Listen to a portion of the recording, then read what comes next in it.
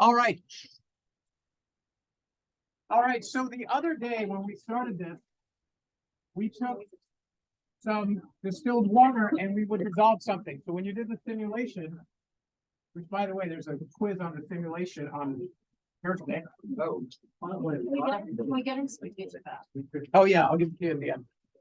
All right, so if you put silver chloride in, it separates into silver and chlorine ions, and it has a certain solubility. Now, these are slightly soluble, which means they're not going to dissolve a whole lot, but there is a solubility or a molarity involved with each one of these ions, Cl minus. And we say that solubility also applies to the whole compound. Now, we've been doing that with distilled water. What if we're trying to dissolve this into something that already has ions, like seawater, or something that's already got a solution of other ions in there? That's going to affect the solubility, and that's what we call the common ion effect, because we're going to be trying to dissolve something into a solution that already has ions. So as you can imagine, we probably can't dissolve as much as we could if it was distilled water. So for example, let's take a look at this. If we add lead 2 chloride into a solution of sodium chloride, there's already chloride ions in there. Okay, so we're not putting it in water, we're putting it into a solution that already has a bunch of chloride ions taking up space, sort of, right? Dissolved in there already. And we're trying to put more chloride ions in there. We're not going to be able to dissolve nearly as much as if we were doing it in distilled water, but we can figure out how much we can put in there. So what's the common ion between lead 2 chloride and sodium chloride? Chloride, yeah, the chloride ions. So that's where the term common ion effect comes in there. Is there's an ion that's already in there, and we're trying to put in more. So first thing we got to do is write this expression that by now we are pretty good at. Lead 2 chloride solid is going to turn into its ions, and then it's going to reach an equilibrium where the ions turn back into the solid. Okay, so we should be able to write this. We're always going to start out by writing that. Get a point. Just do that and get 1 point. Let me go forward a little bit. All right, so how do you know if it's a common ion problem? You got to read the problem and see that you're dissolving into a solution. It's not dissolving into distilled water. We're going to need an ice table, but one of the solutions, one of the ions is not starting out at 0. We're starting out where the ions are already in the solution, and we're going to have to do that first. Okay, so let's see if we can solve this. Container contains 500 milliliters of this solution, NaF. Calculate the molar solubility of CaF2. So we have a situation. We want to dissolve some calcium fluoride in here. What's already in the solution? Yeah, we got some sodium ions that we don't really care about, but what do we care about? The fluorine or fluoride ions, right? Because these are going to limit how much more of this we can put in there. There's a limited solubility to the fluoride ions. Wait, does it only apply if it's the same, like actually the same atom? Yeah. Like chloride and fluoride? Yeah.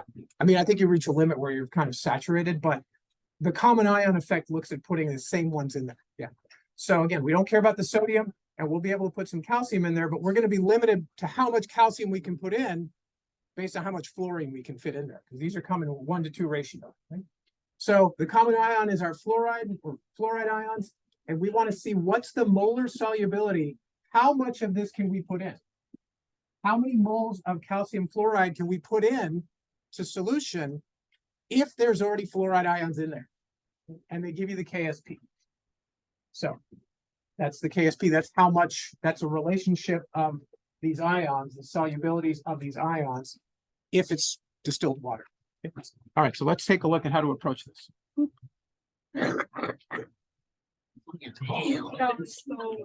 All right.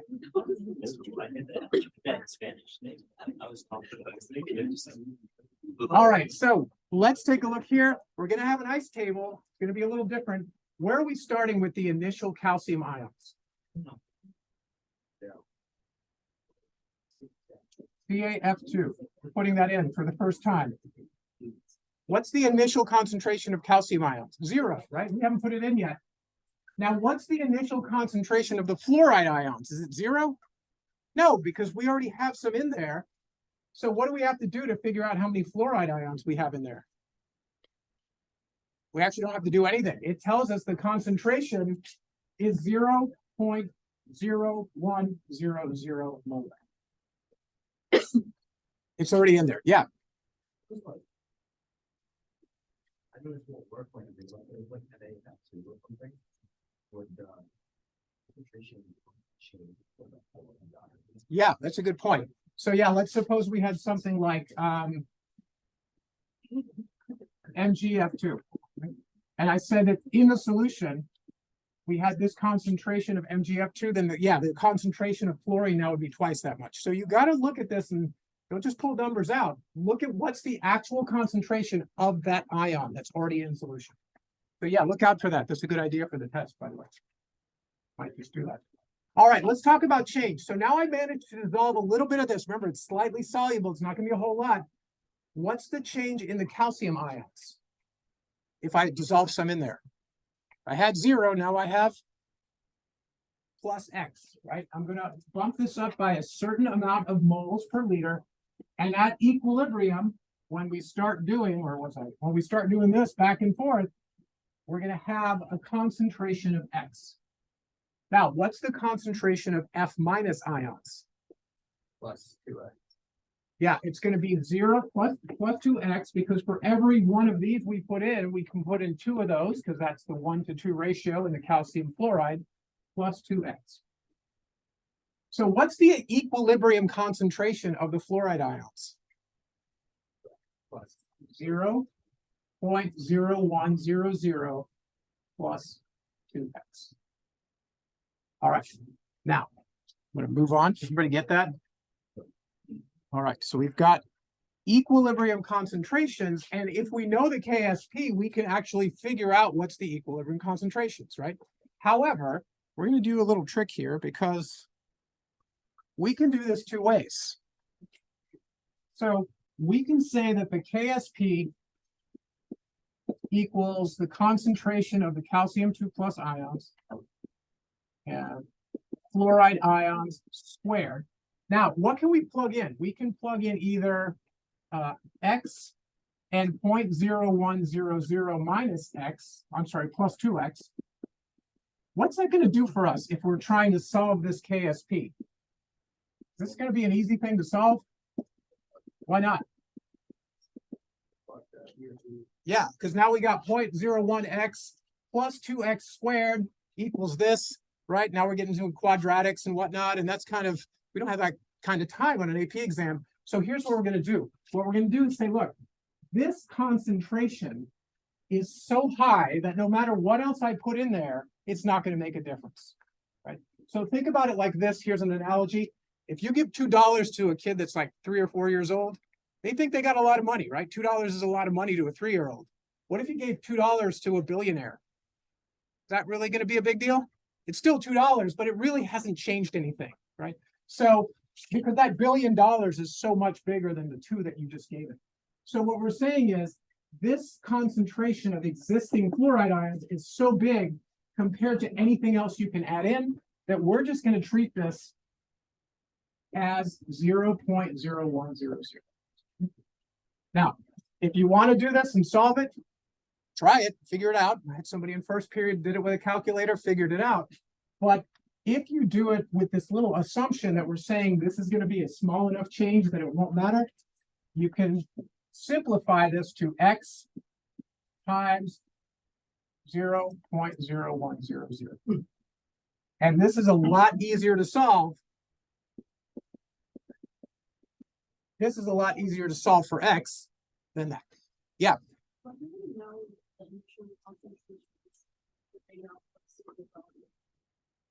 Yeah, so this common ion effect works for things that where you already have a high enough concentration in there, right? And because this is sodium fluoride, it's 100% soluble. It's super soluble, so there's going to be a very high concentration. Yeah, you might turn out that this assumption doesn't always work. For us, it's always going to work because we're going to make sure it always works. All right, so on the AP test, it'll always be. Yeah, on the AP test, you can assume that you're always going to go to that, and you'll see it kind of starts to fall out. All right, so what's x? What's 3.9 times 10 to the 11 minus, what is 3? Oh, no, this should be squared, right? That should be squared. I forgot to do that in the first period too. All right, so if we solve this for x, what's x? 3.9 times 10 to the minus Yes. 7? Okay. Units? What are the units?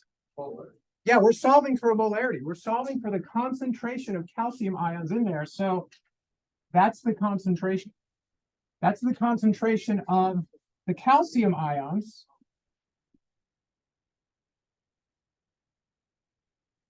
in this solution. And why is it so low? Because we could only put in as much calcium as we could put in fluorine, and fluorine was already in the solution. So the fluoride kind of limited us to how much of that calcium we could put in, which means that we can only put in a concentration of this same thing for calcium F2, because there's one calcium for every calcium fluoride. Okay. So what we're really saying is this has a pretty low molar solubility. If you try to dissolve it in stuff that already has fluorine in it, it's going to be even lower. Yeah? There's already ions in solution. Questions? All right, let's press on. It gets harder than this. All right, it's all in there. Again, that assumption is going to work. I want to let you guys do this one and see if you can figure out the common ion effect. You're going to need an ice table. First thing I would do is write the expression. Make sure you understand how to write that net ionic equation that goes back and forth, and the KSP. Then make an ice table. All right, I'm going to pause the video and let you guys get going. All right. So what's the expression for the dissolving or the dissolution of CUI? Solid. Don't forget the solid. Reversible reaction. And it was what? Okay. Cu. What's the charge of copper? Yeah, this is copper 1, not copper 2. Copper plus 1. Aqueous plus iodine, always -1. Aqueous. Good. All right, you got a point just for writing that out. If you got this, you can write the KSP expression. KSP equals concentration of the copper ions times the concentration of the iodide ions. And there you go. Good. Now, we already have a certain concentration of what's the common ion here? Yeah, iodide, right? So we already have a pretty high concentration of iodide ions. We're not going to be able to cram in a whole lot more iodide ions, which means not only are we not going to be able to cram in a whole lot more of this, we're not going to be able to dissolve a whole lot of the sodium ions because these guys come together, which means we're not going to dissolve a whole lot of sodium iodide in this solution. All right, let's skip to solving this. All right. So I got to get the numbers back. All right, so we know the KSP. I'm going to write that up here. KSP of copper iodide equals 5.0 times 10 to the -12. Let's do an ice table. All right, what does our ice table look like? Ice down the side. Copper iodide. I'm just going to put it in there even though we don't really need it. Copper 2+, I'm sorry, copper 1+ and iodide. What are our initial concentrations? Do we have a concentration for copper iodide? It's a solid, so no. So yeah, we can put a 1 in there. The point is it's not going to change as long as we don't dissolve it completely, as long as we still have some in there. What's the initial concentration of the copper ions? 0. What's the initial concentration of the iodide ions? 0.10. That came from the problem. It said that you had a concentration. I'll go back. You already had a concentration of 0.1 molar NaI. We also have a concentration of 0.1 molar sodium ions, but we don't really care about those right now. The change here is X. The change here is what? Also plus X. There's a 1-to-1 ratio. So we're going to have X and 0.100 plus X.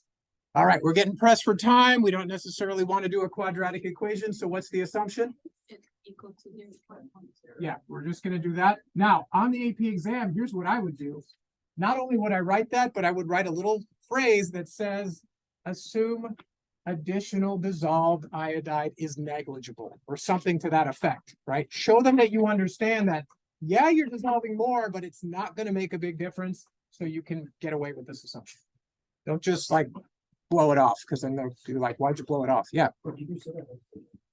say that. Assume. Assume that additional dissolved iodide ions are negligible. Yeah, I mean, you don't have to do it like quotes word for word, but make sure they understand that you know that this is not a huge amount compared to the amount that's already in. Yeah.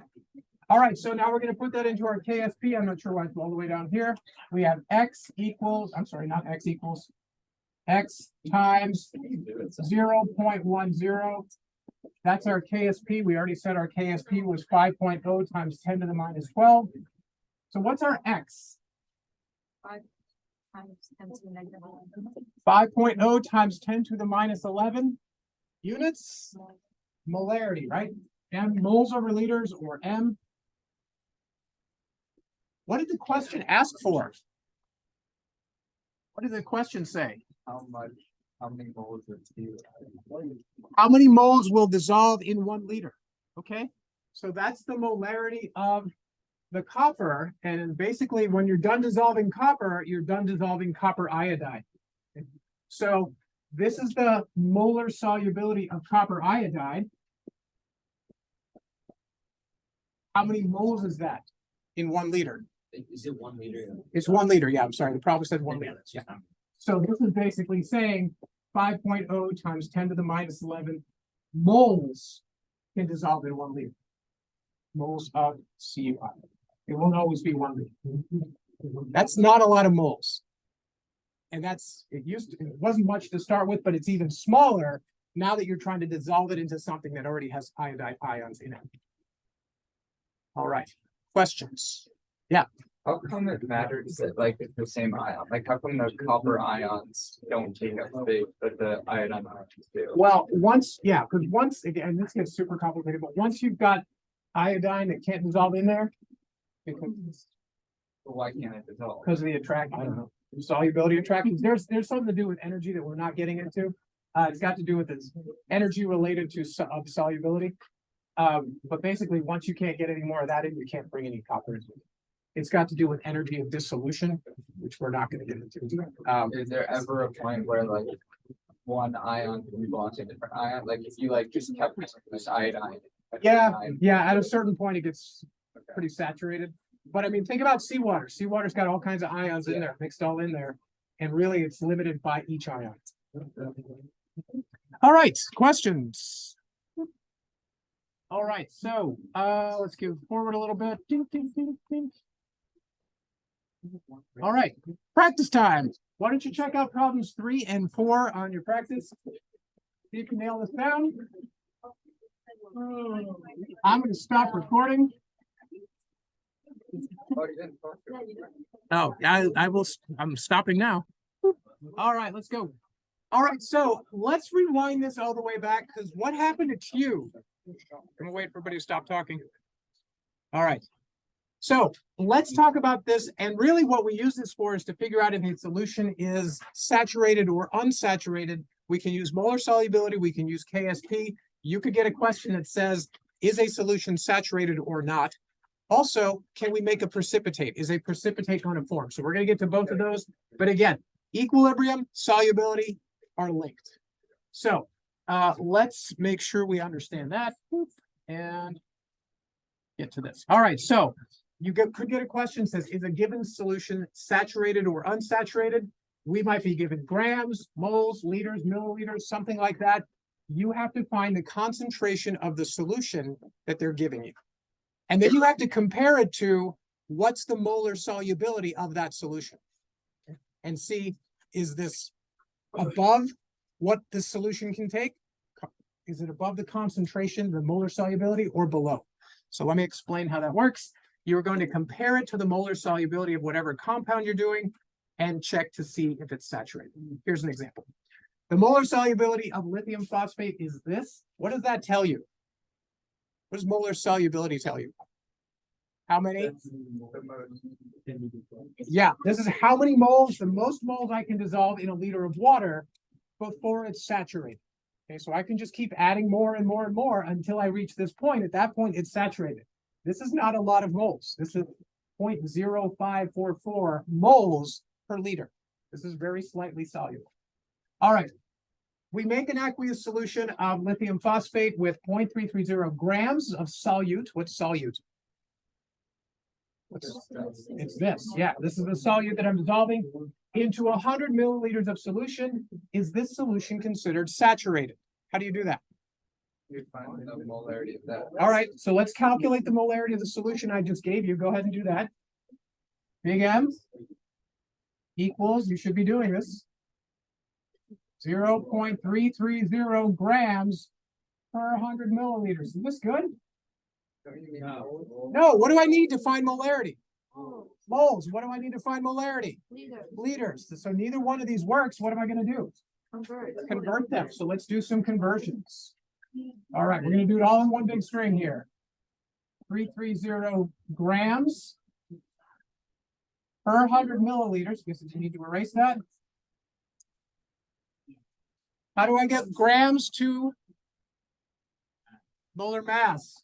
I think the molar mass, somebody correct me, is it like 119, 159? What is it? 115.79, thank you. Per 1 mole. Okay, so I got rid of my grams. I got moles on top. What do I want on the bottom? How many milliliters are in a liter?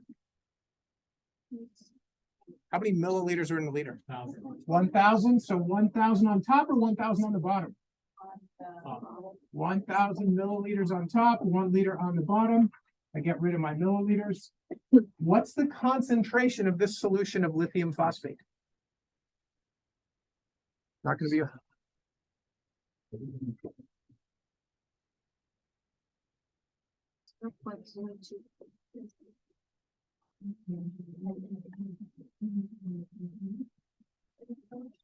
Right. 0.028. I'm just going to give it another one. 285 units.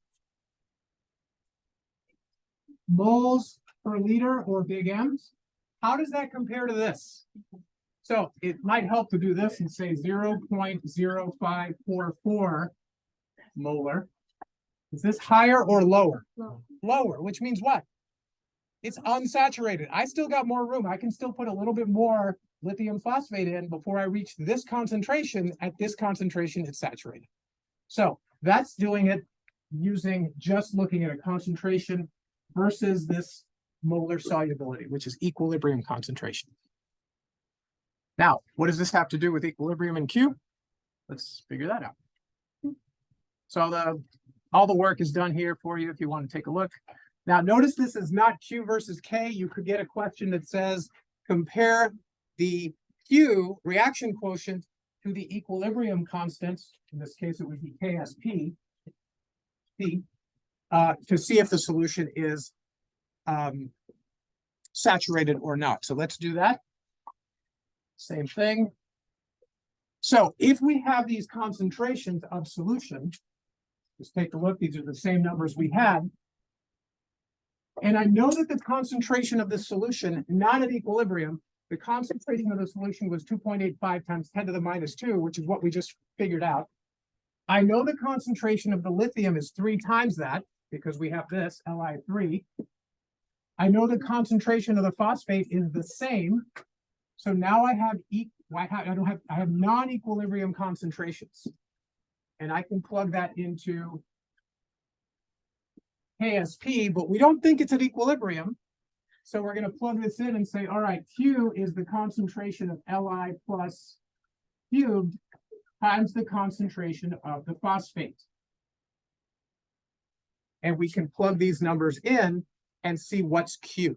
So let's figure it out.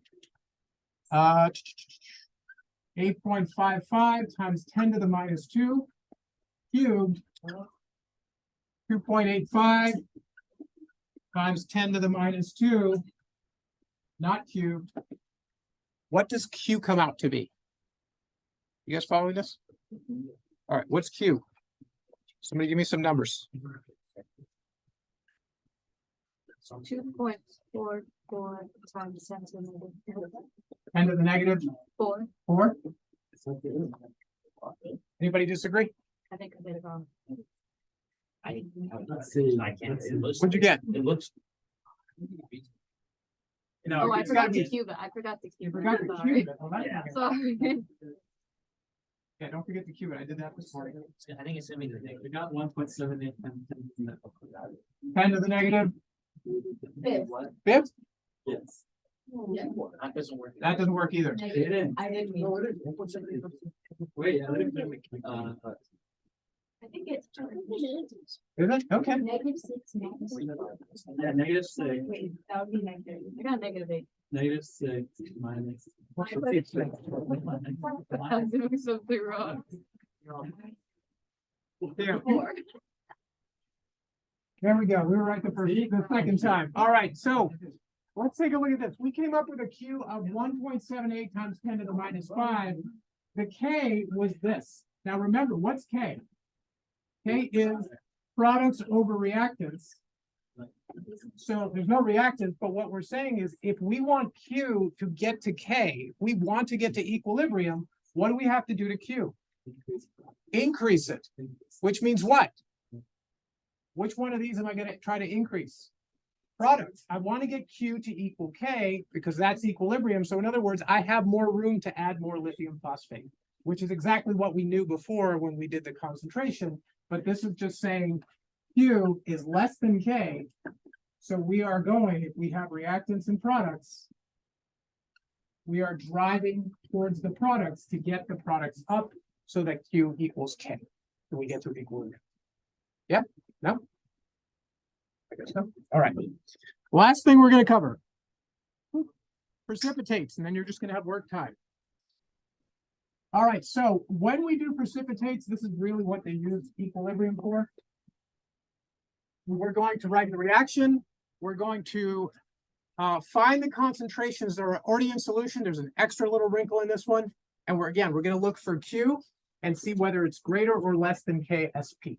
So we're looking to see if we put two solutions together, are we going to drive towards the reactants or the products? Are we going to try to come back to the solid if we are putting two things together?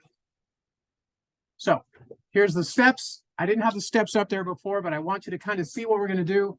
Write the double replacement reaction. Figure out which one's going to be the precipitate. Write the dissolution. That's the solid and the two aqueous solutions.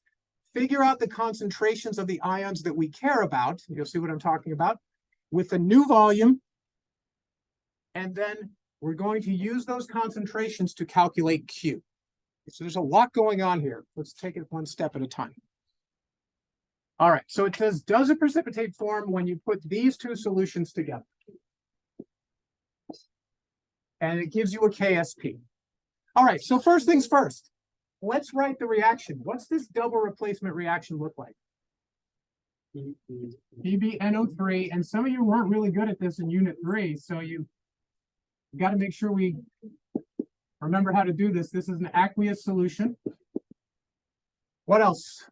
Plus Na2SO4, and that's aqueous. What's that going to make? PbSO4. This is what's the charge on the lead? +2. So we're going to get PbSO4 and NaNO3. Good. All right, and we can balance this. We should balance it. It's not super critical in this one, but let's balance it anyway. Is it balanced? No. Now? Yeah, it's balanced now. Oh, forgot the 3. This is not a reversible reaction.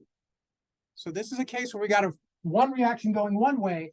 What's the reversible reaction? So first of all, which one of these is the precipitate? This one or that one? PbSO. Why PbSO4?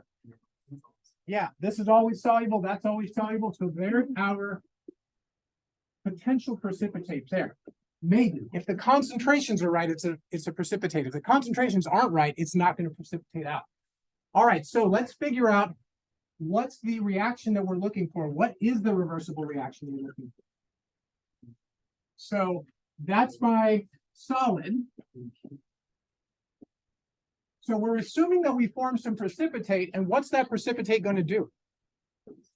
It's going to have a reversible reaction with its ions. Wait, what? Sorry? Well, we don't know. Oh. But if it forms a precipitate, it's going to go back and forth into its ions, right? It's going to form a physical equilibrium, right? This is going to be in solution. We don't worry about that. But if we form a precipitate, so now we're going to have some PbSO4 sitting at the bottom that is going to be going back and forth into its ions. Maybe, if the concentrations are high enough of these ions. So that's what we're looking at right there. All right, so what do we need to do this? Well, now we know what the KSP is. We know what the KSP is because they tell us 6.3 times 10 to the minus 7.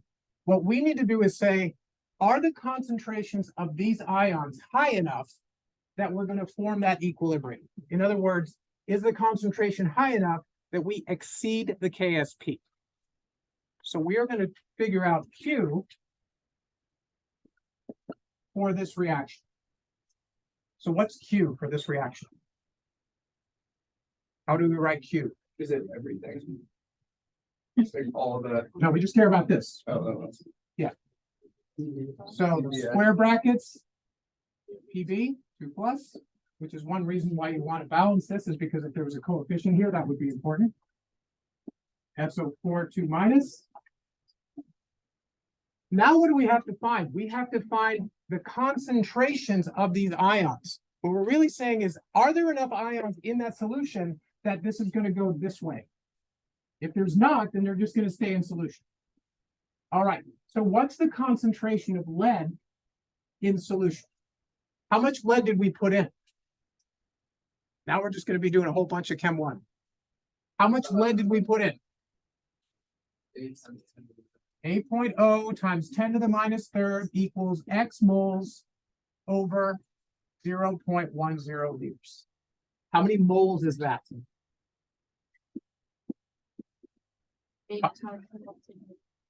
All right, so we have 8.0 times 10 to the minus 2 moles of lead, Pb. What's the concentration of these ions? We just poured 2 solutions together. 0.5 liters. Yeah, this is key. This is the thing everybody misses, including me. We just added 2 solutions together, so we have a new volume. This is the number of moles of lead over the new volume. What's the concentration of the sulfate ions? We're going to do the same thing. I'm going to do it in a different color so it stands out a little better. 5.0 times 10 to the minus third. That's the molarity equals X moles of sulfate over 0.40 liters. We figure out how many moles that is, and we divide that by, let's see, let's just go ahead and do it real quick. Wait, why are you dividing the whole thing by the whole thing on top and bottom? What do you mean the whole thing? By the whole Like right there, you have the PB over the SO. Shouldn't they be multiplied? What?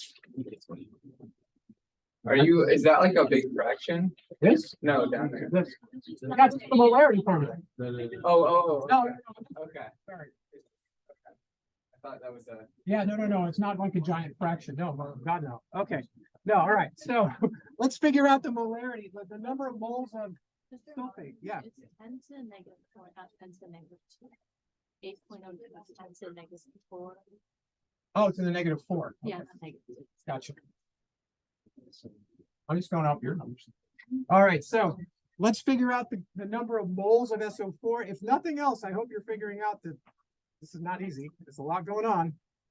All right, so this is going to be 0.002 moles divided by this number of liters. This is the combined volume. So 0.002 divided by 0.5, 0.00. Is that right? Yeah. This is the concentration of the sulfate. I'm going to put that here. I'm going to calculate the concentration of the lead. That should be what? 1.6 times 10 to the minus 3. I don't trust myself now. Yeah. All right. So what did we just find? We just said we put two solutions together. It was full of ions. The lead ions have a new concentration. The sulfate ions have a new concentration. Is that concentration high enough that it's going to drive this equilibrium towards the solid? So let's plug it in. Concentration of the lead, 1.6 times 10 to the minus 3. Concentration of the sulfate, 4 times 10, 4.0. 3 times 10 to the minus 3. We're coming up with Q. What is the non-equilibrium concentration product? You get?